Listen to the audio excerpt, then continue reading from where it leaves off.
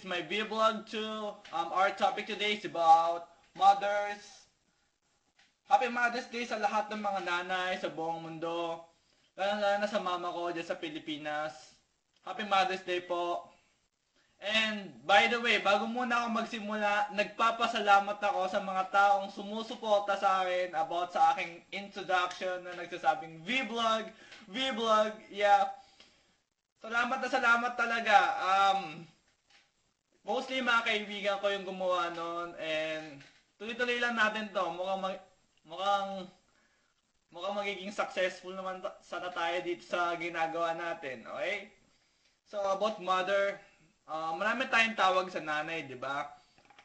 Pwedeng ina, mama, pwede din ng lola kasi naging nanay din sila, or nanay talaga sila. Inang, mamay, ang daming tawagin natin sa mama. Pero alam nyo, isa lang ibig sabihin nun.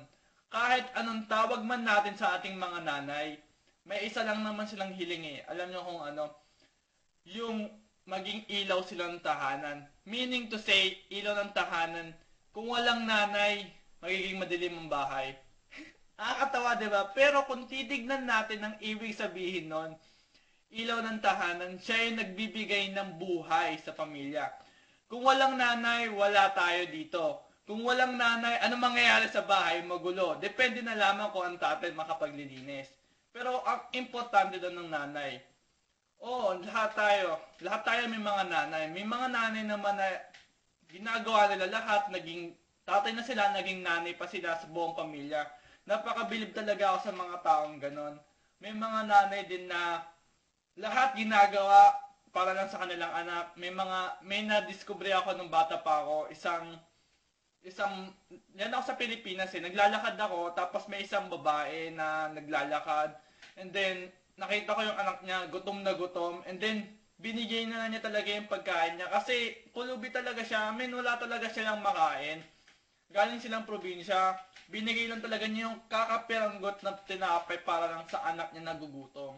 Ganon talaga kadakila ang magulang. Lalong-lalo na yung nanay.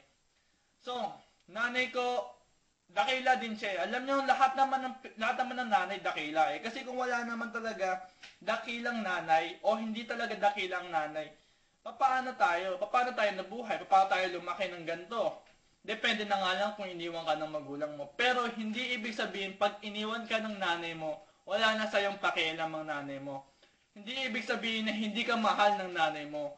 Maaaring may mga possibility, may mga rason, at may mga instances na dapat nating i-consider kung bakit iniiwan tayo, o bakit tayo sinasaktan, o bakit tayo pinagagalitan. Alam nyo, kahit pinagagalitan tayo ng nanay natin, or whatsoever naman na magulang, maging ang tatay, hindi ibig sabihin lahat tayo, or lahat ng pagkakamali natin, mali na lahat. May mga iba't ibang instances doon na maaaring nagagalit sila dahil may rason sa ganito, or nagagalit sila dahil pasaway naman tayo.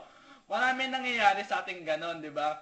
So, bukod doon, dahil sa mga hindi naiintindihan ng mga estudyante or ng mga bata or mga anak, ang mga magulang ay dahil doon.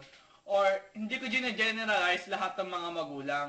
Pero para sa akin, kahit sabihin natin na magalit sila sa atin, lalong-lalo na yung mga magulang natin or nanay natin, di pa rin mawawala eh. Nanay mo sila, di ba? Tatay mo sila. So kahit baligtarin mo man ng mundo, di pa rin maiiwasan. Kayo pa rin ang magkakampi sa lahat ng bagay. Magulang sila. So walang magulang na papabayaan nila yung anak nila mapahamak, di ba? So mukha ata nagiging dramatic ako ngayon. Namimiss ko lang kasi yung mama ko dyan sa Pilipinas. Wala kasi siya dito and di siya nasama sa petition kasi single parent yung papa ko. Naging file namin is F2B na kung saan single parent, tapos sasama ako dito. Hindi sila nagpakasal ng mama ko. And then yung mama ko, may iba na ring family. Napakalungkot ang nangyari sa akin dyan sa Pilipinas. Pag nakikita ko yung mga lugar at mga panahon na yun, iniisip ko yung mga panahon na nagkagulo sa bahay, nung nasira yung family namin.